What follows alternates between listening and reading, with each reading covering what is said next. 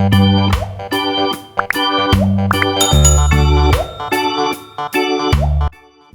Student, स्वागत है हमारे YouTube channel wifi success classes में।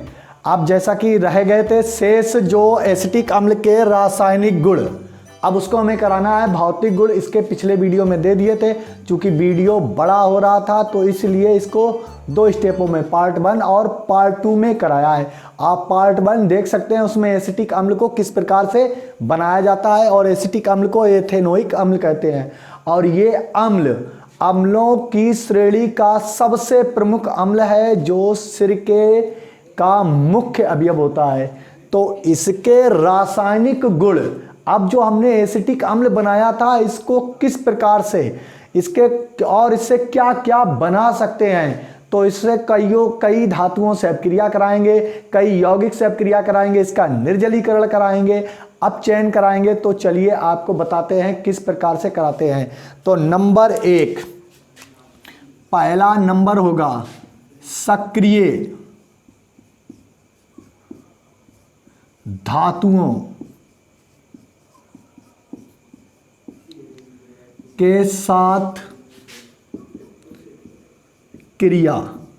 सक्रिय धातुएं हम बता चुके हैं, सक्रिय धातुएं होती हैं जैसे सोडियम, पोटेशियम, मैग्नीशियम और कैल्शियम। और अक्रियाशील धातुएं होती हैं जैसे सोना है, चांदी है, Au, Ag, प्लेटिनम। ये क्या होती हैं? अक्रियाशील धातुएं होती हैं। तो सक्रिय धातुओं से अपक्रिया कराएंगे तो जैसे हम लिखेंगे पहले एसिटिक अम्ल CH3COOH, इसकी सक्रिय धातु Na यानी सोडियम से अपक्रिया कराएंगे और गर्म कर देंगे। हमने बताया था जब भी अम्ल सक्रिय धातुओं से क्रिया करते हैं या अम्ल किसी भी धातु से क्रिया करते हैं तो हाइड्रोजन को मुक्त करते हैं, H2 मुक्त हो जाती है। और मुक्त होने के लिए यही हाइड्रोजन एक है H, और चूंकि H2 होनी है तो यहाँ पर 2 का मल्टीप्लाई करिए, ये हाइड्रोजन 2 हो जाएंगी। तो इसको हम मुक्त कर देंगे, यहाँ पर ये दोनों हाइड्रोजन निकल गई और बन गया क्या? H2। ठीक है, अब शेष बचा है CH3COO यानी कि एसीटेट। और चूंकि ये धातु क्रियाशील है और यौगिक के साथ जुड़ जाती है तो ये इसी के साथ जुड़ जाएगी तो बनेगा सोडियम एसीटेट। इसका नाम हो गया सोडियम और इतना एसीटेट और 2 का मल्टीप्लाई। अब यहाँ पर 2 का मल्टीप्लाई करने का मतलब है ये सोडियम भी 2 हो गए तो इसके आगे भी 2 लगा दीजिए। जब सक्रिय धातुएं एसिटिक अम्ल से अपक्रिया करती हैं तो धातुओं के लवण बनाती हैं। ये सोडियम एसीटेट का लवण बना हुआ है। अब इसके बाद में दूसरी हेडिंग NaOH के साथ क्रिया। अब NaOH के साथ क्रिया क्या करता है? अब NaOH के साथ हमें क्रिया करानी है तो एसिटिक अम्ल को हम लिखेंगे CH3COOH प्लस NaOH। जब ये और इसको हम गर्म कर देंगे। जब एसिटिक अम्ल कास्टिक सोडा के साथ अपक्रिया करता है तो जल अपघटन हो जाता है और ये प्रेजेंस होगी H2SO4 की, क्योंकि ज़्यादातर यौगिकों का जल अपघटन कास्टिक सोडा द्वारा ही कराया जाता है। तो जल अपघटन जब होगा तो यहाँ पर ये हाइड्रोजन इस OH के साथ संपर्क करेगी तो जल बन जाएगा। क्या बन जाएगा? जल। H2O का निर्माण होता है, अरे H2O। और शेष बचेगा CH3COONA यानी यहाँ पर भी सोडियम एसीटेट बनेगा COONA। ये हो गया 2 हेडिंग, पहली सक्रिय धातुओं से क्रिया, फिर कास्टिक सोडा के साथ क्रिया। एसिटिक अम्ल सोडियम हाइड्रोक्साइड द्वारा जल अपघटित होकर सोडियम एसीटेट का लवण बनाता है और जल पृथक हो जाता है। ये अब क्रियाएं हो गई 2। अब चलते हैं इसके नेक्स्ट रासायनिक गुण। क्या कहता है नेक्स्ट रासायनिक गुण? अल्कोहलों से अपक्रिया। ये तो मिट गया, अभी इसको लिखे दे रहे हैं रासायनिक गुण। अल्कोहलों से अपक्रिया।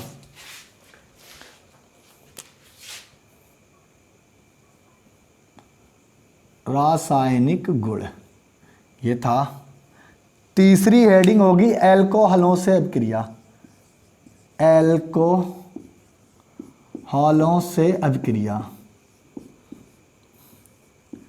से क्रिया कर दें। अब ये अल्कोहलों से अभिक्रिया कराएगा। जो एसिटिक अम्ल है इसकी अभिक्रिया हम कराएंगे अल्कोहलों से। तो CH3COOH। अब अल्कोहल ले लो, पहला मेथिल अल्कोहल, ये पहला अल्कोहल हो गया। दूसरा ले लो CH3COOH। अब ले लेंगे हम ethyl alcohol C2H5OH, ethyl alcohol, और इनके साथ में हम गर्म करा देंगे, इन यौगिकों को गर्म करा देंगे। जब एसिटिक अम्ल मेथिल अल्कोहल के साथ क्रिया करेगा, जब एसिटिक अम्ल एथिल अल्कोहल के साथ क्रिया करेगा तो जल पृथक हो जाएगा। यहाँ का जल, दोनों यौगिकों में से जल को हम निकाल देंगे। शेष यौगिक बचा है CH3COOCH3। इसका मतलब है ये CH3COOCH3 एस्टर बन गया, RCOOR डैश, ये एस्टर बन गया। ये CH3 एक R है और ये CH3 दूसरा R है, और शेष क्या निकल गया H2O, जल बाहर हो गया। अब यहाँ पर भी इसी प्रकार से यहाँ पर भी बचा CH3COO और C2H5 लिखेंगे, CH3COO C2H5, और जल को हम बाहर निकाल देंगे। इसका नाम है, सबके नाम बताते हैं। यहाँ पर इसका नाम लीजिए पहले और इसका बाद में लीजिए। तो यहाँ पर बाद में नाम लेंगे एसीटेट का, और ये लगा है मेथिल, इसका नाम है मेथिल एसीटेट। यहाँ पर एथिल लगा हुआ है तो एथिल एसीटेट, ये मेथिल एसीटेट का लवण है और ये एथिल एसीटेट का लवण है, जिसे हम एस्टर बोलते हैं। तो हम बोलेंगे अल्कोहलों से, एसिटिक अम्ल अल्कोहलों से अभिक्रिया करके एस्टर का निर्माण करता है और जल अपघटित हो जाता है, जल वियोजित हो जाता है, निकल जाता है। ये अल्कोहलों से क्रिया हो गई। इस प्रकार से आसानी से करते एस्टरों का निर्माण। और पूछा जाता है एसिटिक अम्ल मेथिल अल्कोहल से क्रिया करके क्या बनाता है, तो जल को निकाल देता है। इसी प्रकार से कोई भी अपक्रिया हो तो हम कर देते हैं। अब आ जाती है नेक्स्ट अपक्रिया। नेक्स्ट अपक्रिया होगी, 3 अपक्रियाएं करेंगे, जिसमें हम कराएंगे 3 अपक्रियाओं को, PCl3 PCl5 व SOCl2 से अपक्रिया। तो नंबर 4 अपक्रिया आ जाएगी आपकी PCl3 phosphorus trichloride, comma PCl5 phosphorus pentachloride व SOCl2 यानी थायोनिल क्लोराइड से क्रिया। इनसे क्रिया करानी है किसकी, एसिटिक अम्ल के साथ। और तीनों अपक्रियाओं को साथ में लिखकर चलेंगे। जैसे हम 3 बार लिख लेंगे CH3COOH, फिर आप लिख लेंगे एक बार CH3COOH, और एक बार और लिखिए। 3 यौगिक हैं, 3 के साथ क्रिया करानी है और एक ही हेडिंग में है। CH3COOH को 3 बार लिख दिया, यहाँ पर लिखेंगे PCl3, और यहाँ पर लिखेंगे PCl5, और यहाँ पर लिखेंगे SOCl2। सभी के आगे एरो लगाएंगे और एरो पर लिख देंगे गर्म, यानी कि यौगिकों को एसिटिक अम्ल में PCl3 डालेंगे तो अलग कंपाउंड, इसमें डालेंगे PCl5 तो अलग कंपाउंड, और SOCl2 थायोनिल क्लोराइड, इसका नाम है थायोनिल क्लोराइड, जिसे हम कहते हैं सल्फर मोनोडाइक्लोराइड।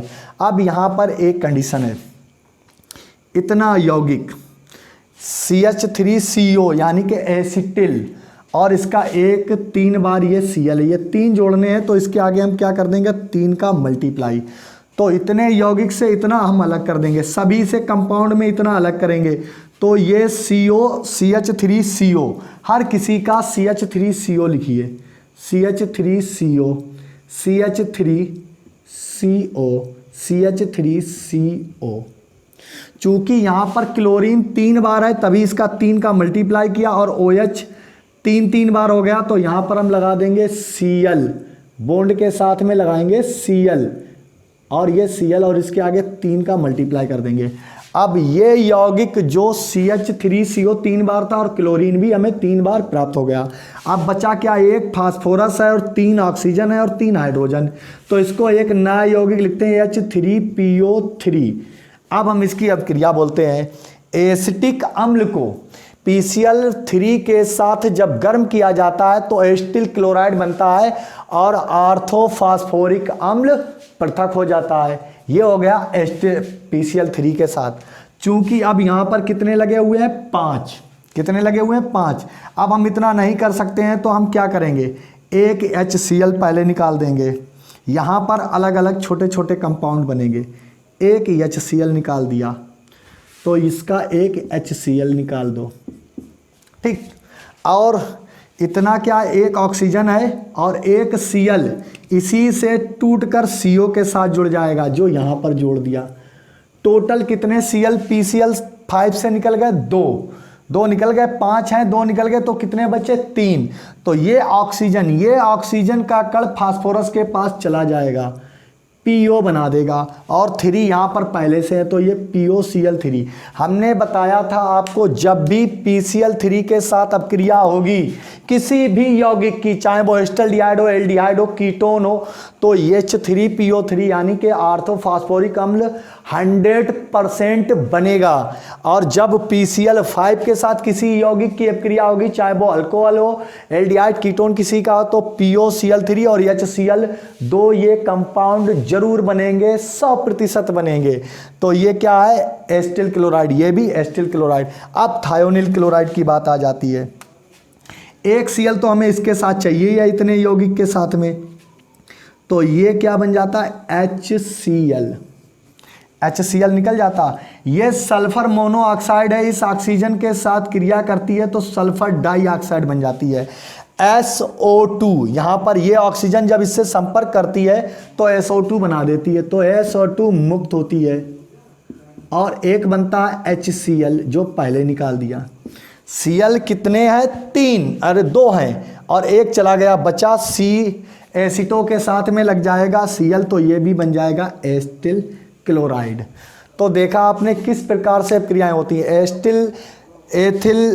एसिटिक अम्ल की अपक्रिया PCl3 के साथ कराते हैं तब भी एसिटिल क्लोराइड बनता है, PCl5 के साथ कराते हैं तब भी एसिटिल क्लोराइड बनता है, और थायोनिल क्लोराइड के साथ कराते हैं तब भी एसिटिल क्लोराइड बनता है। इसमें H3PO3 यानी कि ऑर्थोफॉस्फोरिक अम्ल निकल जाता है, इसका नाम है ऑर्थोफॉस्फोरिक अम्ल। और यहाँ पर फास्फोरस ऑक्सी ट्राइक्लोराइड और HCl निकल जाता है। यहाँ पर HCl और सल्फर डाइऑक्साइड गैस मुक्त होती है। ये हो गई PCl3 व PCl5 के साथ क्रिया, ये एसिटिक अम्ल की अपक्रिया है। अब आ जाते हैं नेक्स्ट अपक्रिया पर। अब हम कराएंगे एसिटिक अम्ल का निर्जलीकरण। निर्जलीकरण कराएंगे तो एक मोस्ट इंपॉर्टेंट यौगिक बनता है जिसका हमें कई बार उपयोग करना पड़ता है। नंबर 5, निर्जलीकरण।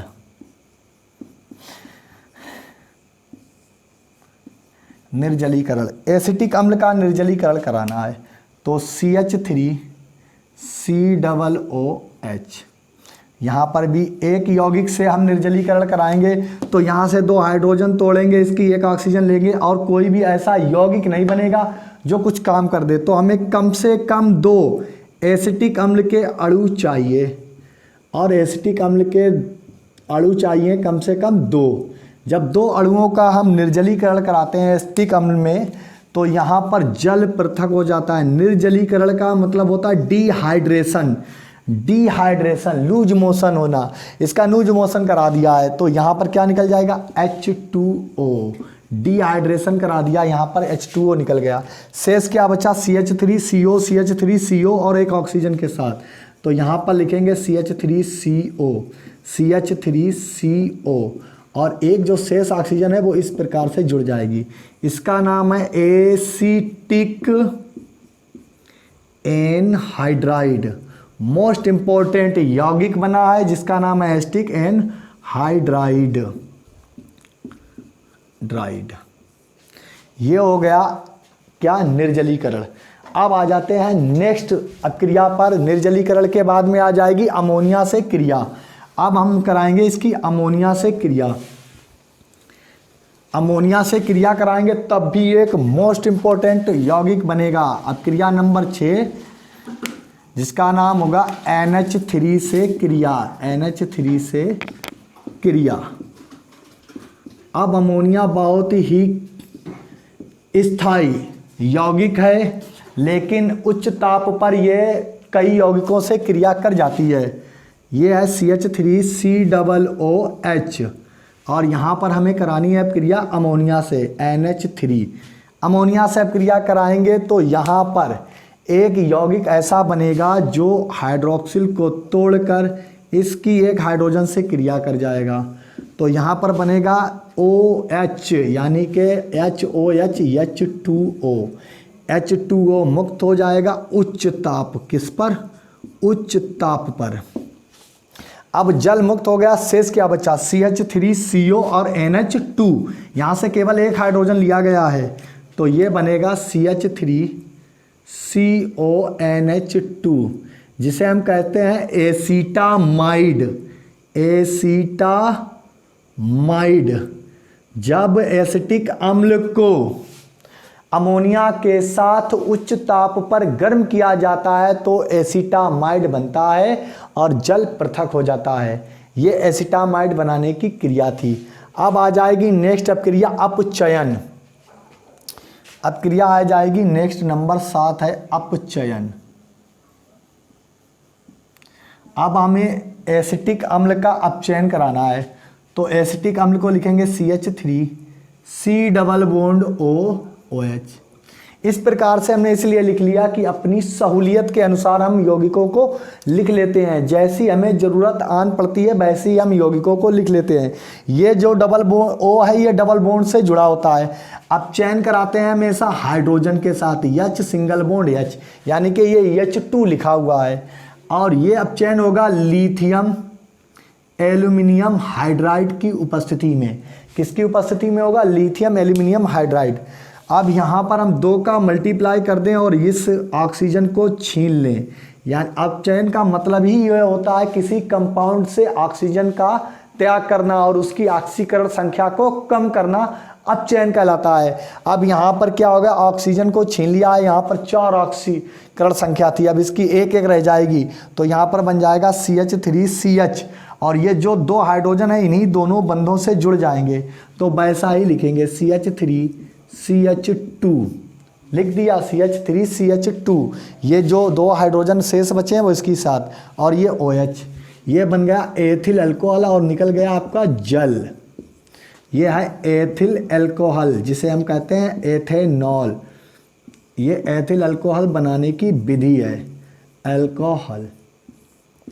ये बन गए आपका एथिल अल्कोहल। इस प्रकार से अपक्रियाएं कराते हैं, बिल्कुल भी आसान होती हैं अपक्रियाएं। बस आपको क्या है कि कोई भी यौगिक जिससे अपक्रिया करा रहे हैं तो उसका कंपाउंड का पूरा होना जरूरी है। यदि आप जो कंपाउंड डाल रहे हैं वो क्या कर सकता है यौगिक के साथ में, ये मोस्ट इंपॉर्टेंट है।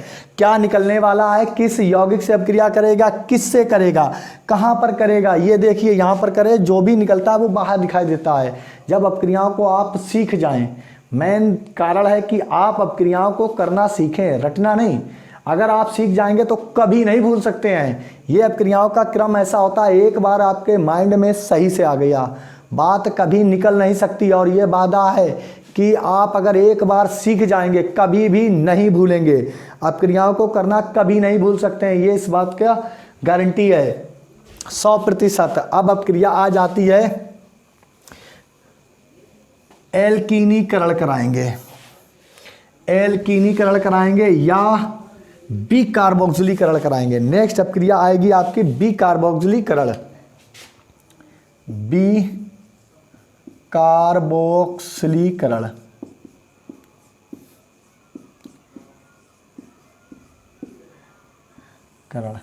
अपक्रिया नंबर होगी ये 8 या 9, चलो जो भी नंबर है इसका याद रखेंगे आप। तो यहाँ पर मेन टॉपिक ये है कि अपक्रिया आप सीखें नंबरिंग अगर आप भूल भी जाते हैं कोई बात नहीं है, तो आप अपने नोट्स में लिख सकते हैं। बी कार्बोक्सिलीकरण कराएंगे तो CH3COOH।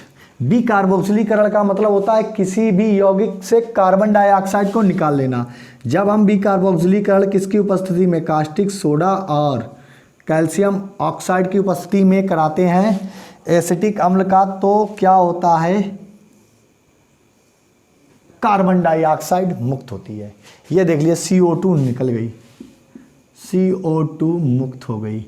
अब ये CO2 मुक्त हो गई तो यहाँ पर क्या बचा, CH3 और H, ये बन गया मीथेन। ऐसे ही होता है, क्या होता है जब आपसे पूछा जाता है क्या होता है जब एसिटिक अम्ल को कास्टिक सोडा और कैल्शियम ऑक्साइड की उपस्थिति में गर्म करते हैं तो मीथेन प्राप्त होती है। जब भी ये बंदा पूछा जाए तो याद रखना कि ये कार्बन डाइऑक्साइड निकल जाएगी किसी भी यौगिक की, और ऐसा यौगिक आएगा कि मीथेन बना देगा। मीथेन एक प्राकृतिक गैस है जिसे हम मार्स गैस कहते हैं, जो वनस्पतियों के सड़ने पर उत्पन्न होती है। कई जगह जब पेड़ पौधों के पत्ते जो सड़ते हैं, जो वहाँ से महक निकलती है, वो मीथेन गैस की होती है। पशुओं के मल में आने वाली जो गैस की जो आपको स्मेल लगती है, वो हमेशा मीथेन गैस की होती है। और मीथेन गैस एक प्राकृतिक गैस है जिसे हम मार्स गैस भी कहते हैं, और इसी के मिश्रण द्वारा बहुत सी गैसों का निर्माण किया जाता है। ये मीथेन गैस ही एक प्राकृतिक गैस है। अब आ जाते हैं नेक्स्ट अपक्रिया पर। नेक्स्ट अपक्रिया होगी कैल्शियम लवणों का बिकार्बोक्सिलीकरण। कैल्शियम लवणों, कैल्शियम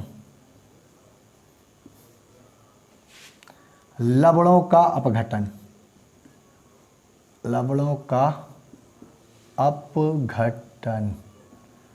अब आ जाएगा कैल्शियम लवणों का। तो कैल्शियम लवणों का क्या होगा, एसिटिक अम्ल के साथ में जो एसीटेट आयन होते हैं उनसे कैल्शियम जुड़ गया हाइड्रोजन को हटाकर, और कैल्शियम की चूंकि संयोजकता यानी कि 2 हाथ होते हैं, और इसका हम क्या करेंगे, ताप दे देंगे, इसको ताप दे देंगे तो यहाँ पर ये क्या निकल जाएगा, CO3। कैल्शियम कार्बोनेट पृथक हो जाएगा, CaCO3 पृथक हो जाएगा, और शेष क्या बचेगा आपका, एसीटोन। यहाँ पर देख लीजिए आपका मोस्ट इम्पॉर्टेंट टॉपिक जो था, जो पढ़ चुके हैं पिछले वीडियो में एल्डिहाइड और कीटोन के जो पढ़ा रहे थे, तो ये बचा है CH3COCH3, ये हो गए क्या, एसीटोन। अब इसके जो रासायनिक गुण थे वो कंप्लीट हो गए, मोस्टली जो इम्पोर्टेंट रासायनिक गुण थे कंप्लीट हो गए। अब इसके बाद में इसके आ जाते हैं उपयोग। अब चलते हैं हम इसके उपयोग बताते हैं, इसके उपयोग और इसके परीक्षण बहुत बार पूछे जाते हैं। इसके उपयोग होते हैं, ये पहला उपयोग, हेडिंग डालेंगे उपयोग। आज आपको नए तरीके से उपयोग लिख के बताते हैं। पहला उपयोग 1 to 1 लिखेंगे। नंबर 1 है विलायक के रूप में, विलायक के रूप में पहला उपयोग। आप इसका उपयोग कर सकते हैं विलायक के रूप में। दूसरा सेलुलोस, सेलुलोस एसीटेट बनाने में।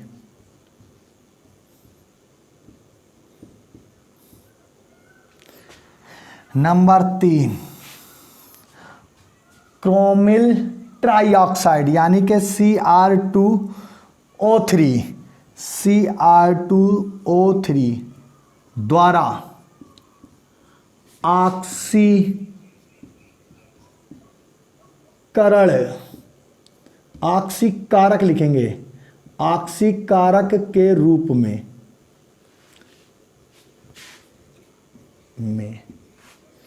अब आ जाएंगे। ये पहला है विलायक के रूप में, दूसरा है सेलुलोज एसीटेट बनाने में क्रोमिल ऑक्साइड द्वारा ऑक्सीकारक के रूप में। अब आ जाएगा नंबर 4, आज हम आपको उपयोग भी इसके लिखकर बता रहे हैं। नंबर 4 इसका उपयोग होगा acetic anhydride, acetic anhydride comma acetamide comma acetyl chloride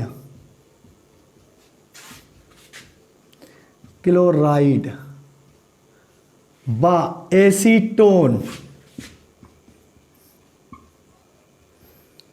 के निर्माण में, इनसे ये मोस्ट इंपॉर्टेंट यौगिक बनाए जाते हैं। एसिटिक एनहाइड्राइड, एसीटामाइड, एसिटिल क्लोराइड और एसीटोन, ये सभी यौगिक अभी रासायनिक गुणों में हम आपको बता चुके हैं।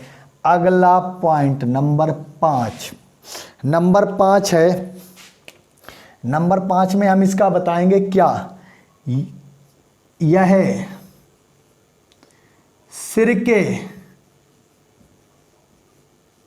के रूप में कई खाने योग्य वस्तुओं में उपयोग में लाया जाता है,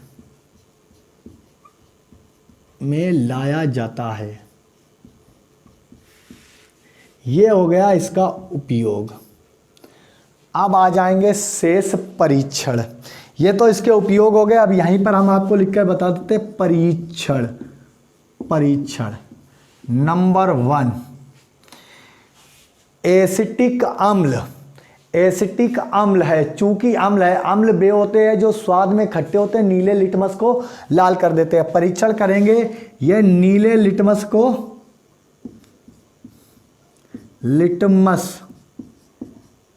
पेपर को लाल कर देता है पहला, ये हो गया पहला परीक्षण। दूसरा परीक्षण हम बताएंगे आपको। दूसरा परीक्षण है सोडियम बाइकार्बोनेट का यौगिक डालने पर यह बुदबुदाहट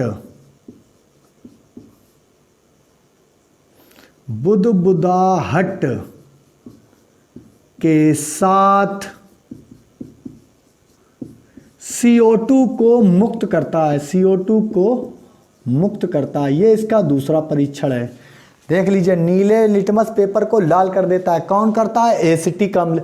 सोडियम बाइकार्बोनेट यदि हम एसिटिक अम्ल में मिलाएंगे तो इसमें बुदबुदाहट आएगी और उसमें से गैस मुक्त होगी, वो होगी क्या? Carbon dioxide. और इसका तीसरा परीक्षण आपको बता देते हैं, FeCl3 फेरिक क्लोराइड, FeCl3 का विलयन, उदासीन विलयन, एक बार और है इसमें उदासीन डालना होगा, ऐसा ना हो वो अम्ल हो या क्षार, पीएच पैमाने पर कोई भी कार्य ना करे, ऐसा इसका सलूशन होना चाहिए। FeCl3 का उदासीन विलयन डालने पर विलयन लाल रंग का हो जाता है, विलयन लाल रंग का हो जाता है। ये आपके हो गए एसिटिक अम्ल। अब आपका पूर्ण हो गया। जो भी एसिटिक अम्ल के सभी ज़्यादा से ज़्यादा 99% जो भी अपक्रियाएं और इसके गुण, भौतिक गुण, रासायनिक गुण जो भी थे वो हमने आपको इसमें करा दिए हैं। अब इसके बाद में नेक्स्ट वीडियो में आपके लिए लाएंगे एरोमेटिक कार्बोक्सिलिक अम्ल। एरोमेटिक, अभी ये एलिफैटिक है क्योंकि यहाँ पर कोई भी बेंजीन रिंग नहीं जुड़ी हुई है। तो अगले वीडियो में आपके लिए लेकर आएंगे एरोमेटिक कार्बोक्सिलिक अम्ल, जिसमें मोस्ट इंपॉर्टेंट यौगिक होगा बेंजोइक अम्ल, यानी कि बेंजीन के साथ में एक COOH ग्रुप जुड़ा होगा। जैसे ये बेंजीन बनी है और इसके साथ में जुड़ा होगा COOH। हमारे वीडियो को शुरुआत से अंत तक स्टेप बाय स्टेप देखें तो हर टॉपिक को आपको ईजिली समझ में आ जाएगा। और वीडियो यदि आपको पसंद आता है तो लाइक करिए, सब्सक्राइब करिए, शेयर कीजिए, अपने मित्रों में फैलाइए और पढ़ते रहिए। धन्यवाद।